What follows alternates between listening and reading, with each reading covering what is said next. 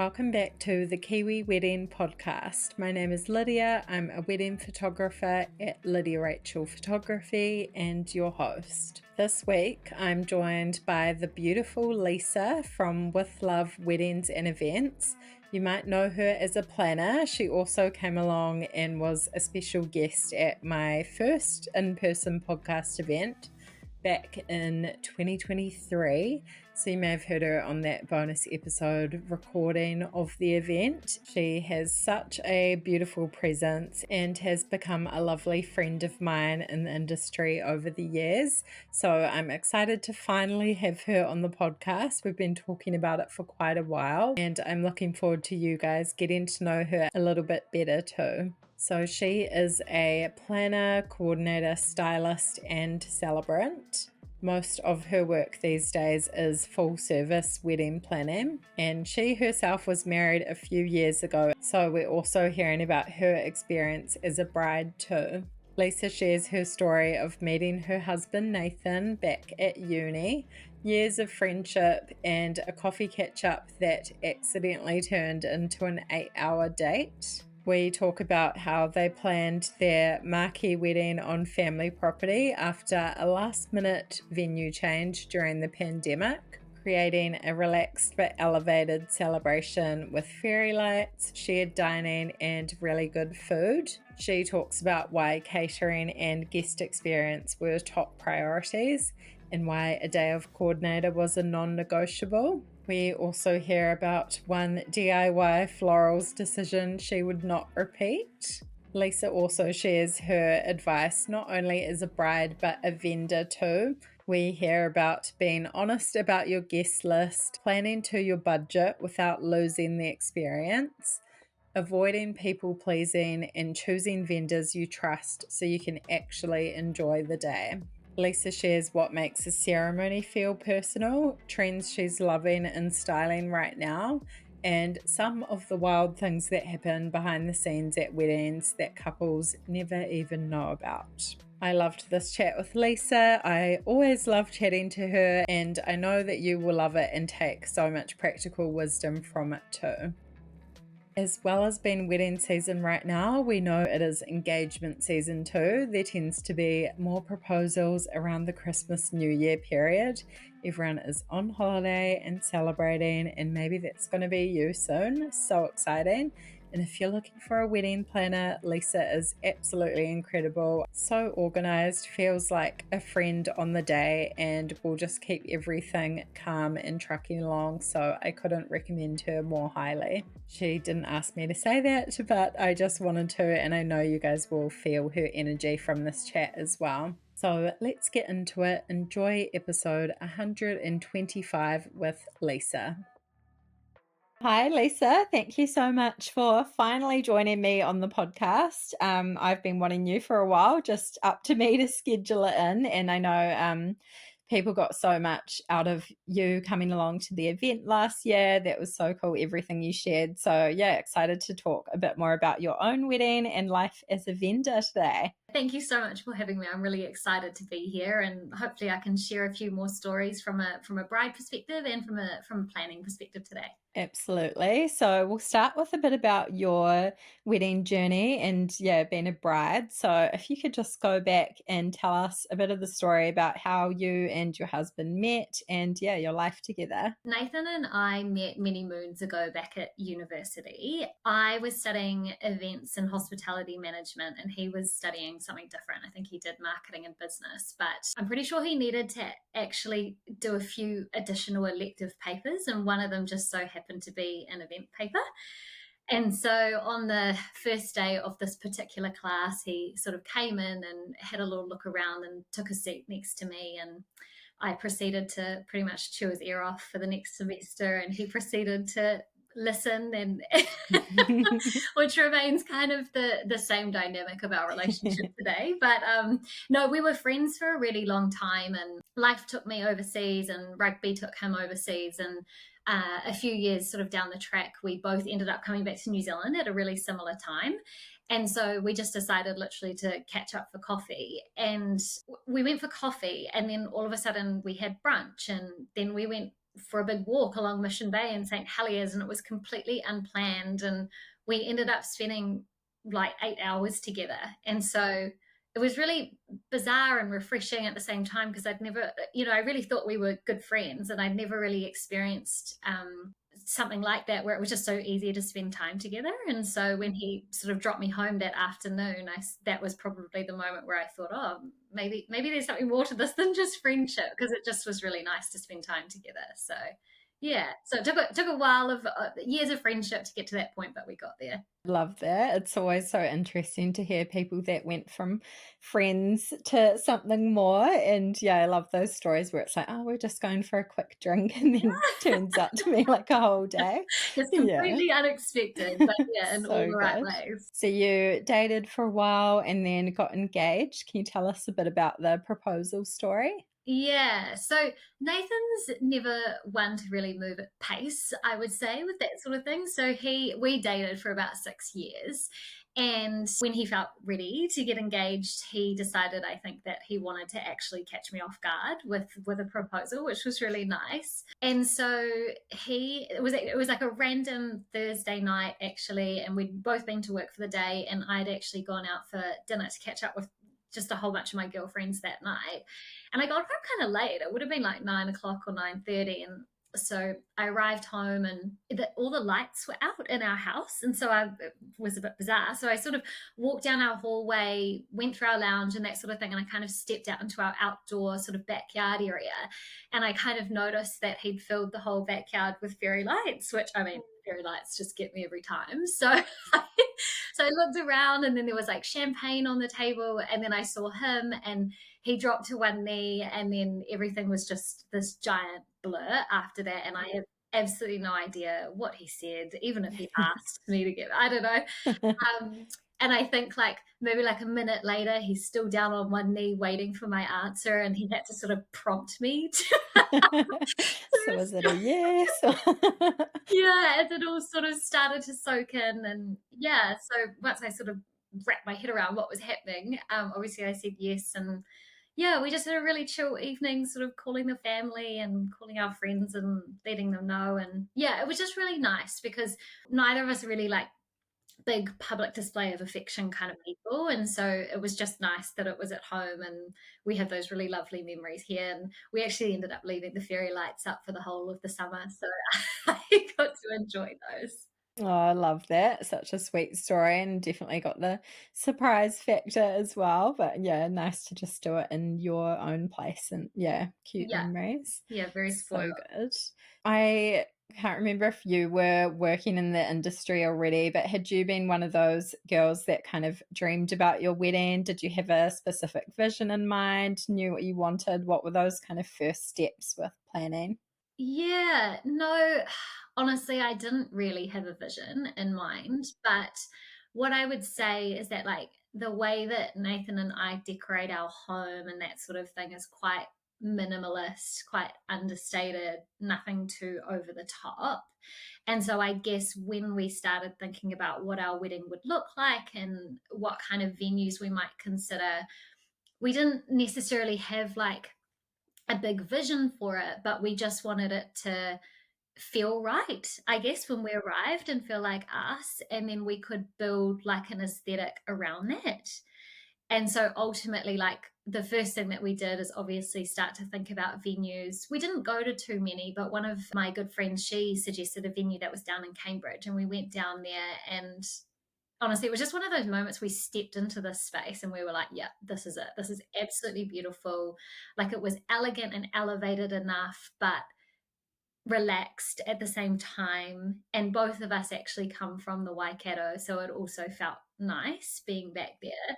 So anyway, we started building our whole wedding plans around this venue, which was lovely. But we also were getting married within the time of COVID and all of those really fun restrictions. And so about a month before our wedding, maybe 1 or 2 months, the venue had to make the difficult decision to just close up shop for a year, just to kind of navigate those restrictions in a way that worked for them. And so we kind of were presented with the option of you push your wedding out by a year and you can do it the exact same way, but just a year later, or we pivot and sort of create a new plan. And so by that point, we're only like 4 to 6 weeks out from the wedding. I'm not having a bar of changing it. I'm too excited. And so what we decided to do was actually sort of pull pin on our original plans and just plan a whole new wedding in a new location. And so instead of getting married in January of 2022, we gave ourselves a few extra months. And so we decided on a new date in April.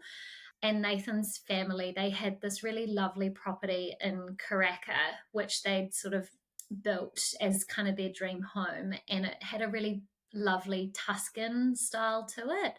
And they offered it up to us really kindly to sort of get married there. And we brought in a beautiful 12 tables marquee. They were just exceptional. They just put up the most stunning marquee in front of this property. And honestly, in hindsight, I don't know why we didn't book it there space, because it was really lovely to have a wedding on family property where everyone just felt really comfortable, and yeah, it just came together so beautifully. So glad that worked out in the end. I feel like that was such a up and down time emotionally, and just like the rules changing week by week, and then all these cancellations and stuff. So it would have been so tricky to navigate that. Yeah. Yeah. I think the good thing was we knew we weren't alone, like Yeah. it was our only change. We're like, maybe we're doing okay. Yeah. Crazy times, honestly. Did you have your sort of top priorities when you were planning the day, the most important elements for you? Yeah. So I think one thing that we immediately agreed on as a really high priority for us was catering and getting catering right. And I think, yes, that's from like, having beautiful food and having beautiful drink and that sort of thing from that perspective. But I guess it's bigger than that, because a caterer, I think, it's more than just food. It's your entire guest experience. And so we went with Whisk Catering, and I was just so grateful that Jerome and his team were able to sort of jump in at the last minute and cater our wedding. They just have beautiful food, and they're very accommodating, and they tweaked the menu and they put on just a stunning oyster bar during the cocktail hour, and we did shared dining, just sort of bringing everyone together over food. And the staff were exceptional, and they're the sort of they're the ones that really define the whole experience for the guests, and people are still talking about that food. So yeah, so I think food was one for us, or catering was one. And then when we decided to have a marquee wedding on private property, I really did not want this to be a stressful experience for Nathan's parents, who were obviously hosting 100 people at their home. And so for me to be like, hey, this is like for us to do this and to enjoy the experience, we have to have a day of coordinator. And that was just like a non-negotiable. And honestly, it was like the best spend that we could have made. So we engaged with the day of coordinator, who is one of our coordinators as with Love now. And she just made things happen. On the morning of the wedding, I was able to wake up. I knew that I didn't have to worry, because those natural tendencies of being a bit of a control freak that I have, I just didn't need to do that. So and yeah, so that was a priority for us, and just having a beautiful, getting the infrastructure right, having a beautiful fairy lights. And yeah, like I said, 12 tables absolutely nailed that vision. Oh, so good. Love that. Yeah, really important parts there. Yeah. And can we talk a bit about your dress? How was that process? Shopping, finding it, getting it made. Yeah, how was that for you? I mean, how special is it just going dress shopping? It's such a cool experience. So reception dresses they were sort of not as big of a thing at that point. So I only had one dress, but I absolutely loved my dress. But as part of sort of the shopping experience, so I took my two sisters and I took my mum and my mother-in-law. So a really good array of personalities and opinions. It was such a cool day. So I had like my mother-in-law, who's the most lovely human being in the world, telling me all day that I looked lovely and everything. And then I had my own mum tearing up every 2 seconds when it came out. And then I had my younger sister who's very, she's probably like my fashion inspiration and gives me really good feedback and that sort of thing, which was perfect. And then I had my older sister who's always, she always sort of just tells me how it is and what looks good and when it doesn't look good and that sort of thing. And that's just exactly what I needed on that day. And so it was a really special experience. And so whilst I actually didn't find the dress on that day, I just loved that part of the wedding planning journey. And interestingly enough, on the morning that we went to have that sort of shopping day, I'd taken like a screenshot on my phone of a dress that was at Felicity's. And I thought, oh, yeah, got to try that on. And when we went into Felicity's, they'd already hung it in the changing room for me to try it on. And for some reason, like we went in there, and the first thing that we did was obviously we all separated and pulled out different dresses, and I tried on a whole bunch. And for some reason, I got to the end of that group of dresses that we picked up, and I just thought, oh no, I won't try the other one on. And I just didn't put it on. I don't know why. And then a few days later, I still hadn't decided on the dress. And I thought, all right, I'm going to go back and I'm going to try that one that I wanted to try on. And so I took my mum with me and I put it on. And immediately I was just like, yeah, this is the dress. And so it's just really, yeah, it was just So funny. funny. Yeah. Yeah. So I put it on. It was comfy. It was understated. I knew Nathan would probably like it. And I just wanted to do something a bit different. And so instead of doing the veil, I did the sheer wings. And that was just like a really lovely finishing touch. And I just, yeah, I was really happy with my dress. So yeah. So good. Always interesting to hear that journey. And it's funny how you might have subconsciously known that was the one when you Yeah. saw it online, just had to like, yeah, take that journey to get to it. Yeah. Yeah, it was so beautiful. And yeah, can you talk to us a bit about the guest list? Did you find that a tricky process narrowing that down? Oh God. I mean, that's It's one of the hardest parts of wedding planning, you I might say. mean, seriously. And we could only have 100 as well at that time. I mean, really, that sounds like a lot of people, to be fair. But when you sort of start writing out the guest list, it's actually like you get to 100 really damn quickly. But the good thing is that Nathan's a bit more cutthroat than I am. So it brought balance to that conversation, which is good. And I think you know, we just wanted all of our loved ones there. And I think we sort of looked at it as though, if you wouldn't necessarily invite this person to a milestone birthday or something like that, like, do they need to be in, the wedding list that we are restricted on because of COVID? And so that's kind of the angle that we took, and we eventually landed in the right place. But God, it's never easy, is it? Yeah, no, Yeah. not at all. I'm Yeah. like, it's kind of helpful. You had the government rules have been like, this is the max, but then it's like also so tricky to get under that. And I think you had to like include your vendors and everyone in that number. Was that right? I don't know if Oh God, the I feel like rules I've were just there. phased that all out of my Yeah, mind. Yeah. yeah, crazy. Yeah. Oh, yeah, such a tricky process. Can you tell us a bit more about the big day, how it all went, and yeah, any highlights or favorite moments? Yeah, I think honestly we were just so lucky. It all went beautifully. There's always little curveballs that happen, but whatever happened, we don't know about it because we had a day of coordinator who was dealing with it. But we woke up and the weather, it wasn't like too sunny, it wasn't raining, it was just sort of overcast, cloudy, and but somehow we still managed to get a sunset for sunset photos.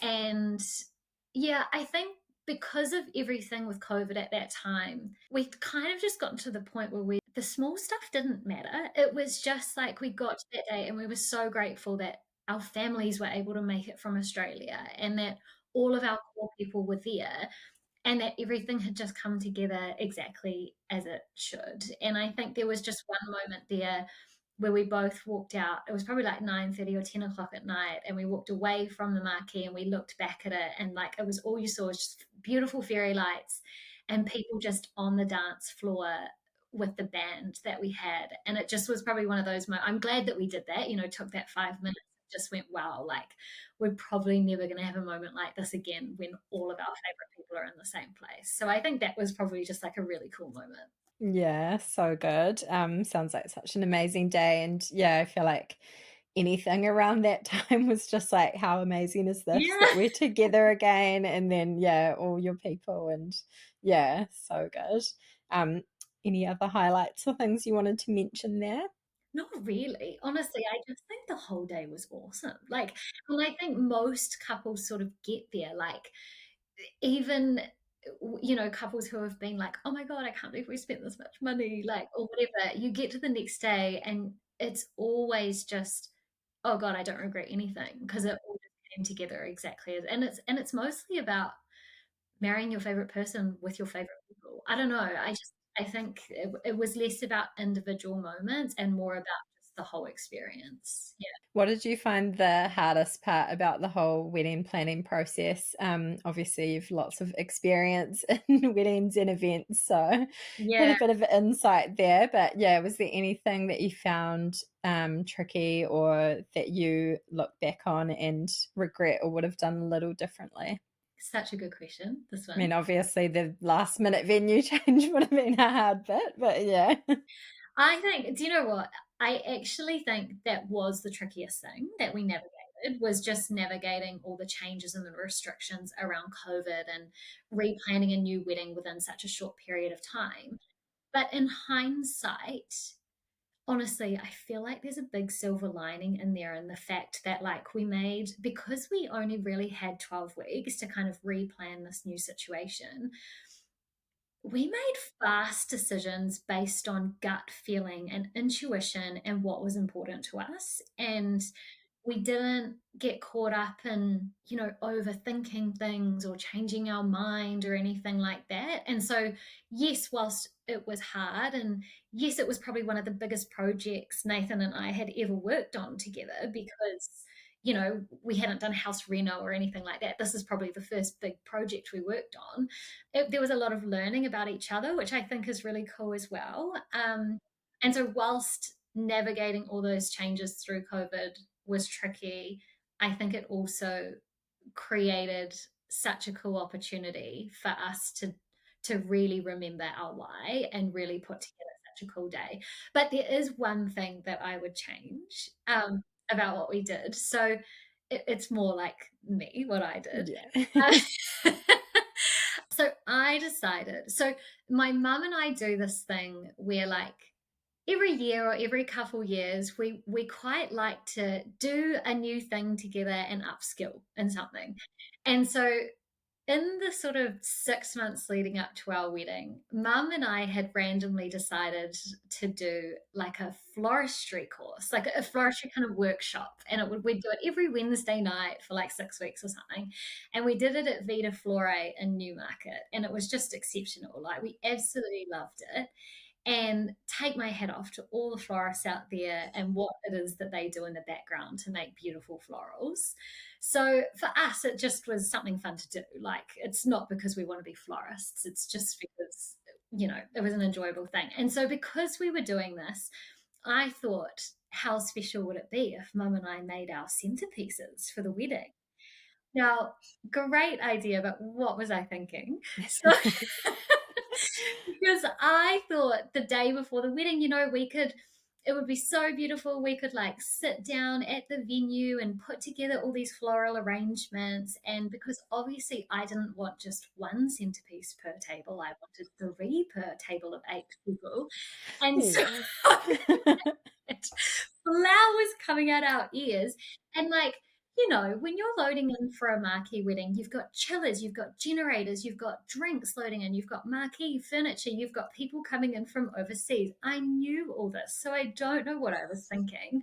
But anyway, so what ended up happening was I got pulled away doing all of the other stuff, and my mum was spent the entire day basically doing florals and whoever we could pull in to help. And honestly, they looked beautiful, and she did such an exceptional job. But I felt so guilty that I had not helped with any of that. So, in hindsight, just to make our lives easier, I probably would have added those back on with Claudia from Frankie and Flora, who did do our beautiful bouquets and buttonholes and that sort of thing. So, yeah. that probably in hindsight was not the best idea I ever had. So fun, just do some flower arranging, but yeah, a Yeah. stressful thing right before your wedding. Yeah. Maybe leave it with the professionals. Yeah. Yeah. Oh, Claudia's amazing as She well. is. Yeah. Yeah, so good. Did you guys go on honeymoon at all? I don't know if you could even travel then or what that looked like, but yeah, what was planning that like? Yeah, so I was still in wedding season. So I had a wedding the weekend before my own and a wedding, I think the 2 weekends after ours as well. So no, the honeymoon didn't happen straight away. We did go to Queenstown about a month later. Normally we are quite big on the travel front, but because of COVID, it obviously sort of just threw a bit of a spanner in there. But to be honest, it was actually quite nice to like after the week of wedding chaos, and then we had a day after event, and then it's kind of like the next day you just sort of keel over because you're so tired. Mm, Like, yeah. and Need a break. yeah, and it was just kind of nice, I think, to have a few days, even if not in the COVID situation. I probably would recommend like don't go on a honeymoon the day after. Like give yourself a couple days to just breathe and like reflect and just just kind of recover from the wedding week that was. So yeah, so very simple, but we had a really nice time in Queenstown about a month later. Did you have any kind of helpful resources that you used during wedding planning? I guess you already had so many contacts and new vendors and people that you wanted, probably. But yeah, anything else you kind of used for inspiration or yeah, stuff like that? Yeah, inspiration for me definitely came from Instagram, Pinterest, Together Journal. Those were probably my core ones back then. I do wish that the Kiwi Wedding podcast was around because I really think that there's nothing more helpful than hearing like raw and authentic stories from people who have been through the journey already and are happy to kind of share some of those challenges so that you can use that to help shape your own wedding planning journey. But yeah, I don't believe that it existed back then. So yeah, very much so more so No, it's the visual. 23 the year after. Yes, Yeah. yes, yes, yeah. Yeah, so very much so Instagram, Pinterest, Together Journal. Yeah, so good. All amazing ones. Lots of people use for good reason. Love that. And yeah, I guess from a bride's perspective, do you have any advice that you would say to someone planning their wedding at the moment? I honestly would just say pay attention to how you're feeling throughout the planning process. And I just say that because I think a lot of us fall into the trap of people pleasing and making decisions because you're trying to sort of conform to what like the normal is or what's being expected of you and that sort of thing. And I truly believe that it actually doesn't serve anyone when you're sort of doing things because you feel as though you need to check that box. And so really just paying attention to that gut feeling. If something doesn't feel like it's sitting right, sit down and chat with your fiance about it and sort of work through it. Because at the end of the day, if you haven't planned a wedding that feels like you'll honestly show up and you won't feel like you belong there. So I think it's just you've got to remain true to yourself. Yeah. Such good advice. I love that. What is married life like now? Do you feel like you got any of the post wedding blues? I guess you were just like still weddings every Yeah. weekend kind of thing, but did you feel any of that for yourself?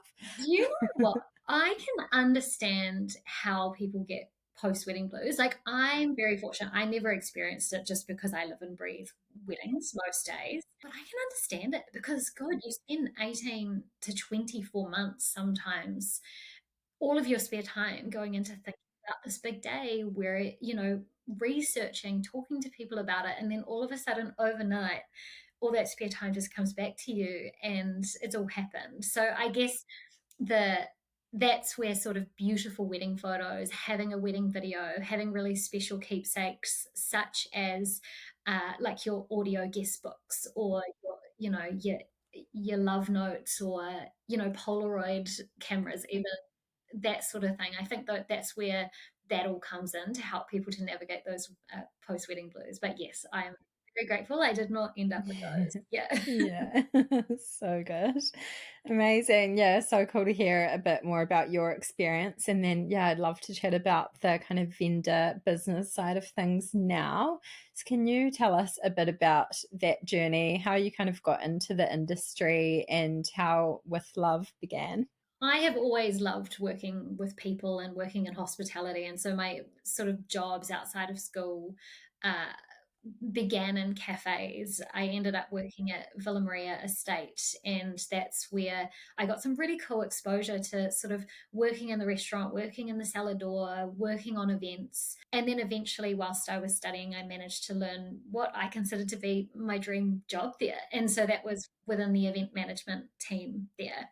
And so I worked there for probably 5 or 6 years in that office, and really had the opportunity to plan a whole bunch of like the full range of events. So I got to plan sort of corporate events and Christmas parties and weddings, and was a part of really large scale concerts and that sort of thing. So really had the opportunity to learn what filled my cup. And I think that really came from the weddings and the private events, of which you sort of built that emotional connection with people. And so from there, I spent a bit of time working at a catering company. I also worked at some other venues and that sort of thing. And I guess just over time, I naturally gravitated towards weddings and private events. And so there was a period of time where I kind of moved into the corporate world a bit, and my side hustle to sort of keep my finger in the wedding world was actually to become a celebrant. And so that was like my passion project. I just did it in my spare time,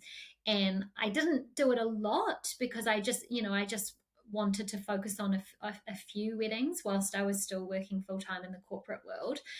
And then I guess as my clients started to get a feel for the fact that actually my background is event management and wedding planning as well, they started to seek kind of further support, further advice, further guidance, and that sort of thing. And that's where I decided to launch the day of coordination piece, because if I was there to officiate their wedding, I mean, I may as well be there Makes to help sense. them set up their decorations or meet with their vendors or help to make the calls around wet weather before the ceremony began. And so that's kind of where it started to sort of tip into a bit more of, okay, this could be maybe the next sort of direction that I take working for myself. And I think it sort of got to the point where I knew I wanted to get back into full service wedding planning as part of this business, but I knew that I didn't want to overcommit if I wasn't able to. And so there was kind of a moment where I had to just decide, you either jump all in and take the risk and commit and offer the full service, work with every client on a broader scale and offer a bit more value, or not at all. And so my husband was great. He sort of really supported me, made the space for me to jump in and give it a crack. And I think that that's sort of led us to where we are today. But I think, there's huge thanks to say to all of those clients who locked me in early on in this process, because when there's a new girl called Lisa around who has just built a new business and jumped all in,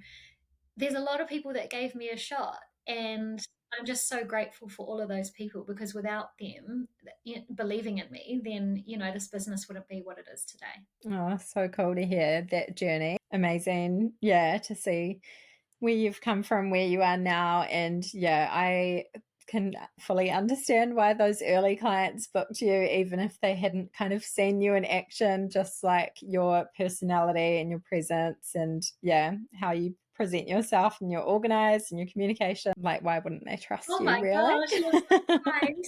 Thank you. So good. I'm a big fan of Lisa, if you couldn't tell. But yeah, so cool. So you offer now planning, coordination, styling, still doing a bit of celebrant stuff. And I know you have your hire collection as well. Let me know if there's anything I've missed there.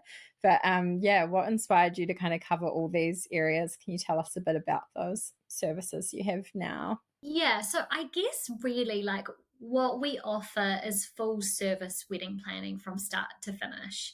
And I think that the reason that it's sort of broken down into other offerings is because not everyone needs the full from start to finish. And so our full wedding planning and styling package includes full wedding planning, it includes day of coordination, it includes styling. And so that's really kind of the full service that we primarily provide to our clients. But we do also want to be able to create space for clients who don't necessarily need the full service or don't necessarily have as much of a budget to play with to be able to have that sort of added luxury. Because I'm also very aware that, you know, having a full service wedding planner is a luxury item. So that's why it's sort of broken out into multiple services. But yeah, primarily we do offer the woe to go. Yeah. And then obviously the celebrant piece is still something that I absolutely love to do. I do it a little bit less nowadays in terms of quantity. So instead of, I remember the first wedding season I did, I think I officiated for 50 couples. Wow.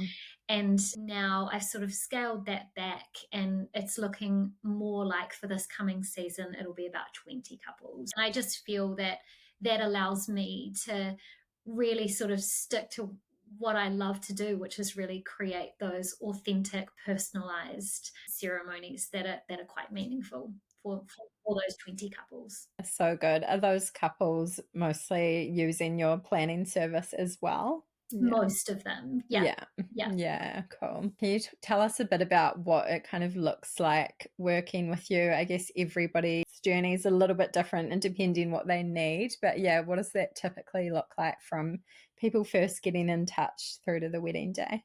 Yeah, so when people get in touch, they usually fill out our online inquiry form. We send them a whole bunch of information. And then, if that information feels right to them, the first step for all clients is to lock in just a really quick online introductory call. And for me, that's just one of the most important steps of the process, because when you're working with a wedding planner or a celebrant or a day of coordinator, a huge contributor to our success in that sort of partnership is actually trust. And so, you know, from a celebrant perspective, I'm going to be asking you to open up your world to me. And so if you don't like me, then or you don't connect with me or you don't feel safe with me, then it's going to make my job hard and it's not going to feel comfortable for you. So that intro meeting is really important, and same with the wedding planning process, because you know you're really putting a lot of trust in someone to really help you to kind of navigate what can sometimes be a tricky time, and to make sure that you're ending up with the vision that you set out to achieve. So that's the first step. And when we sort of hop off that call, if they feel really comfortable working with myself and obviously the broader team, then from a wedding planning perspective, the initial sort of steps are really helping people to sort of set up that initial foundation. So we get a good feel for what's important to every couple, what their vision looks like, help them to create a really cohesive concept or vision for their day, and then break that down into a really detailed budgeting document. So that is sometimes a bit confronting for our clients, but one of the most important steps that we do. And I think it's just important because we don't want to see any of our clients commit to anything without understanding the implications of that on their budget. And so once we feel good about that budget, as planners, we then sort of head out, make suggestions in terms of vendors that feel aligned to those two as a couple, but also their budget and their vision. And then we do all of the quote sourcing, all of the vendor briefing, logistical planning, put together the run sheets, and then our team are on site to oversee the setup, the running of the day, and the pack down. So hopefully, ultimately, they can just relax, enjoy the process, and leave some of those curveballs to us to problem solve. But honestly, we just like to have a bit of fun as well. And I think as well, like encouraging our clients to sort of push the boat out a little bit in terms of their styling decisions. And instead of replicating photos that they've already seen, use that to inspire them to do something interesting and unique that feels right for them. Because it's easy to stay safe, and safe is totally fine. But we just like to present all the options so that our clients know what's available to them. So good. It's incredible service you have. And yeah, so, so helpful for couples. And then, yeah, I love that. Just encouraging them to kind of be a bit creative and bold with their decisions. And yeah, just having that person or team that you can trust to just take care of everything. Yeah, just definitely makes the day run a lot smoother and the whole experience as well. So, so cool to hear a bit more about that. Do you have a favorite kind of part of the whole wedding planning process or the actual wedding day? My biggest driving force is helping people to enjoy and have fun and be excited about their wedding.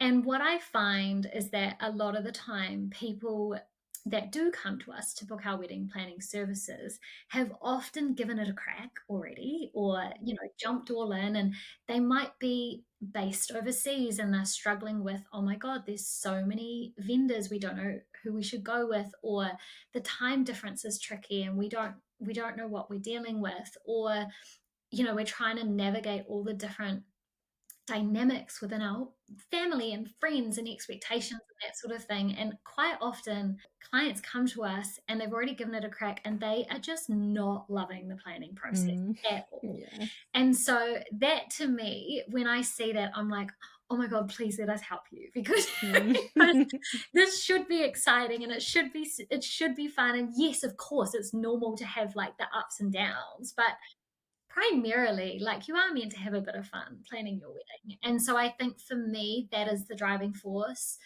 Our clients are at the center of everything that we do.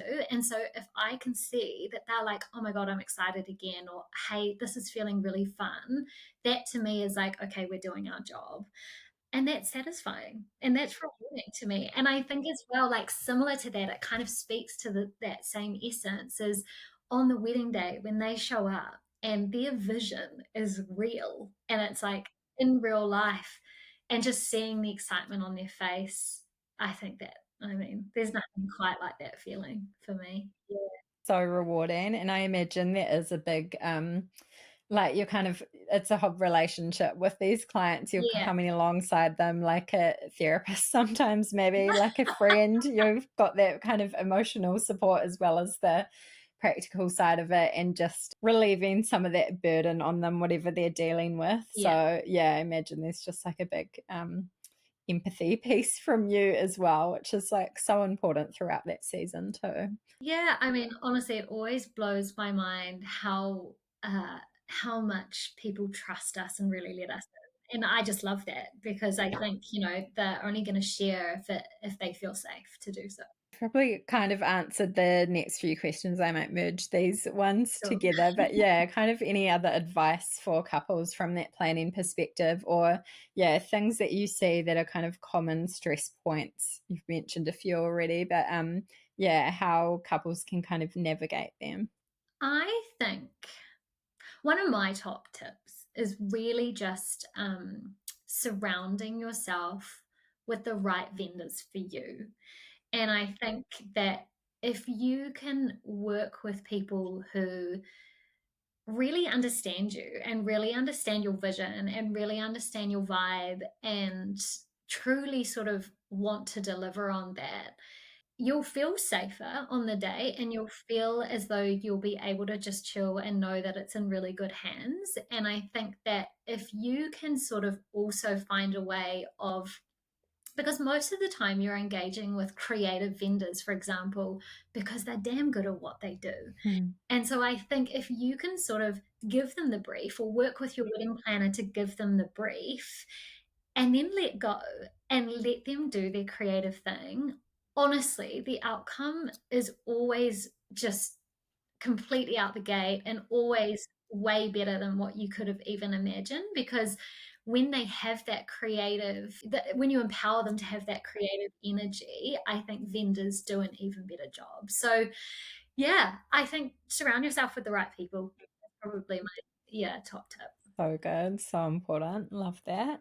Do you have any kind of tips around the wedding budget side of things? And yeah, I guess people that are kind of have this sort of budget they're trying to stick to and yeah, want to have an amazing day with that kind of, yeah, beautiful style and experience without kind of sacrificing too much. Yeah, it's such a great question. I think so. There's like a couple, yeah, I have a couple thoughts on that. So, one of the biggest things is actually your guest list, and that defines what's possible. And I think that often when people are newly engaged, obviously they're excited, and the first thing that they're going to do is create their guest list without sort of thinking about, okay, how does that actually affect what our day can look like based on budget? And so I think if you can sort of be really deliberate around that guest list, like, does it need to be 100 people? Could it be 50? Instead of spending 60 or 70 or 80 or whatever it might be for 100-person wedding, imagine spending that amount for a 50-person wedding. If you could get it to that point, then you probably don't have to compromise on too much. The other thing also is doing fewer things in terms of styling or whatever, but whatever it is that you decide to do, do it well. And so, for example, if it's florals, maybe the ceremony florals are the most important thing to you. And so you just go hard and do them amazing and just put all your floral budget into that one thing that can then be picked up and repurposed later. So you don't actually need florals in every single space you can think of, but the ones that you do, just do them well, you know? So good. Amazing. I think, yeah, it's all about picking your priorities and yeah, you might compromise in some areas, but yeah, and especially guest list is like the biggest driver really of like how much you're going to spend. So yeah, really considering that and being a bit brutal if you have to. It's the hard part of it. Just make sure one of you in your relationship can be a bit more brutal than Yeah. the other. So good. Yeah, touching on kind of the celebrant side of things, what do you think makes a truly personal and memorable wedding ceremony from your perspective? I think working with us, if that's an important part of the day for you, because some people it's not, and that's totally okay.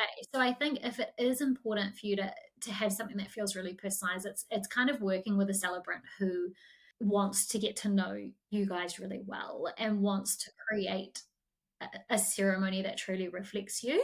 So I guess, it's important for a celebrant to really pick up on your energy. Like, are you a relaxed couple? Do you kind of want to incorporate some of your sort of personal humor in there, or do you not? And I think just working with someone who can sort of capture the essence of who you are in your ceremony would probably be one way.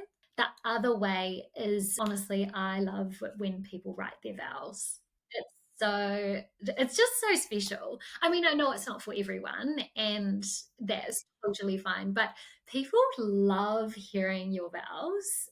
And there's so many different ways you can do that. Like, you can even write them together, or you can write larger ones where you share it in private and just share a snippet of it in the actual middle of the ceremony. But I think it's really lovely.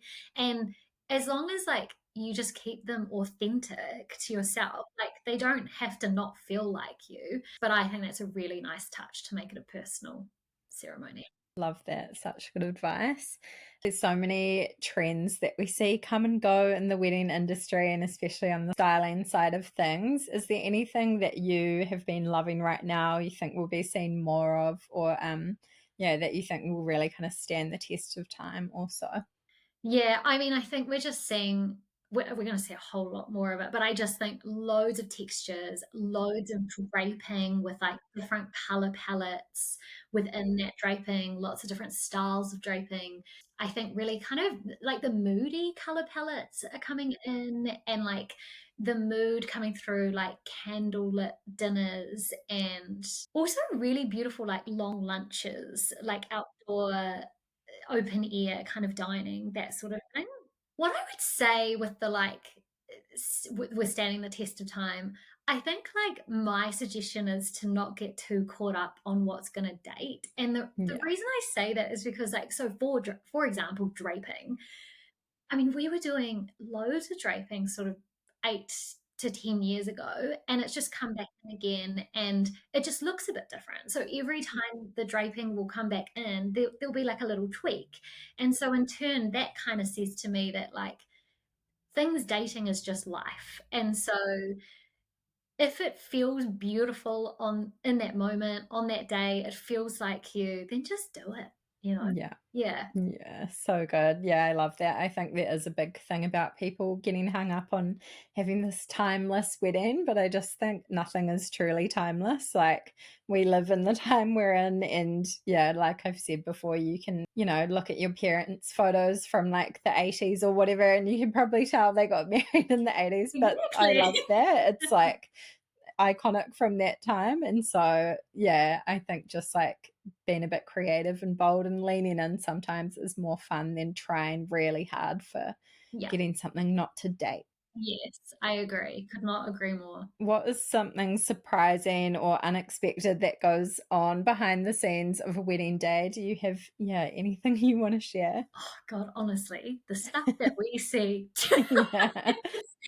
It's honestly, if like you can plan and plan and plan and plan and plan, but like there's always curveballs and there's always things that change. That's And why you have a planner coordinator to deal with it. Yeah. well, yeah, and hopefully you don't even know about it. But honestly, we have seen some crazy things. Like, oh my God, I remember there was one a couple seasons ago, and in the middle of the wedding, like the whole generator blew up and there was just smoke in the air.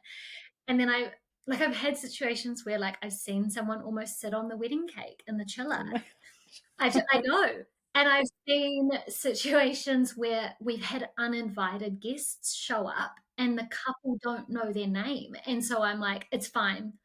I'll go and just tell them it was my mistake and we'll figure out their name. And we just, like little things like that just happen. There was one situation where the ceremony was just about to start. We could see the bride driving in the car, and I did a final ring check with the best man, and he goes, "Oh my God, I've lost them." And they were in the vines. Oh no. The rings were in the vine. Actually, there was like another situation where I've had, oh my God, this is probably terrifying for people to listen to, but there was a situation where like we were at the point where we were like entrees had been served and mains obviously aren't that far away from that. And the chef said to me, there's no main plates here. And so I remember I had to hop in the car. So I had like a 40-minute window to go and pick up main plates and get them back in time for them to plate. And in the middle of that, because I was obviously in such a rush, I got pulled over by the police and got a speeding Oh ticket. no. Just took up an extra 15 minutes. But, these things happen in the back end. And I think as long as you have the right people on your side back there to problem solve, perfect. And I think, I'm really lucky. I've always surrounded myself with amazing team members who are better at doing what I do than I am. And I've always surrounded myself with amazing vendors. And when things get hard, everyone just has everyone's back. And to be honest, it's those stories that you remember. Makes for a funny story, definitely. But yeah, I think that's such key advice, just having those people that you can trust, and whatever happens, they're going to make it work, deal with it. You're still going to have a great day. So, but yeah, always fun to hear some of the series of unfortunate events sometimes. And yeah, I guess, yeah, that's been a few little stories, but is there any other kind of favorite stories or moments from past weddings that you've worked on? Yeah, memorable things. I think every wedding is memorable in its own way, and there's always like one or two things that I walk away from a wedding and I'm like, wow, like that was really cool, or wow, that was stressful, but look how we overcame it. And I think probably the ones that like never remove from your memory bank are the ones where something hard really happened in that event. So front of mind for me are like Auckland floods or cyclones or power cuts, like all those sorts of things. But they stand in the memory, not in a negative way, like in a fond way of just remembering how everyone came together. And that's not just the people working there. It's really cool. So we have a wedding and event specialist called Jasmine, and she experienced a lot of this for her own wedding. And so she has a really great story to share. But I remember for her wedding, I was coordinating it, and the farmers from nearby came over and brought hay just to soak up all the mud from the flooding. And all their family came together. And I remember my car got, at the end of the night, I was leaving the wedding, and then, it'd been a huge day. And then I got stuck in the mud and I had to get towed out. So there's all these really beautiful stories that actually are such a special thing to remember. And they're fond memories. But it's because everyone truly comes together just to make it perfect for the couple. Amazing. We've had a few things, Yeah. honestly, out of our control, the COVID years, and then like floods and, And honestly, natural inflation, disasters. Yeah, crazy. But yeah, it's amazing how people do just come together, and even, yeah, the community, like you say, the local Yeah. farmers or whatever, they might not even know, but people No. just believe in love, if you want to be cheesy about it, but just like, yeah, really making that happen and still being like a special day despite all of that. So, Totally. And I think yeah, that's what life's about, just people coming together. So, yeah, no, it's been pretty cool, the journey. amazing. Is there anything else you wanted to add or that we missed as we wrap up? I don't think so. I think we're pretty well covered, but I've really enjoyed this chat and sort of reminiscing on some of the fun stories. So good. And can you just let people know how to get in touch and, yeah, where to find you and follow your work? Yeah, sure. So probably the two best places would be our website, so www.withloveweddings.co.nz, or just via Instagram, and you can sort of follow along and sort of see what we do. And that's the handle is withlove.weddings and events. So good. Amazing. We'll pop all of that in the show notes and share some photos and things on Instagram as well. And yeah, definitely go and check out Lisa and her team's work. Get in touch. I think, yeah, you're an amazing wealth of wisdom in the industry, and yeah, so incredible at what you do. So yeah, thank you so much for coming on. Oh, thank you so much for having me. It's been so nice to chat with you.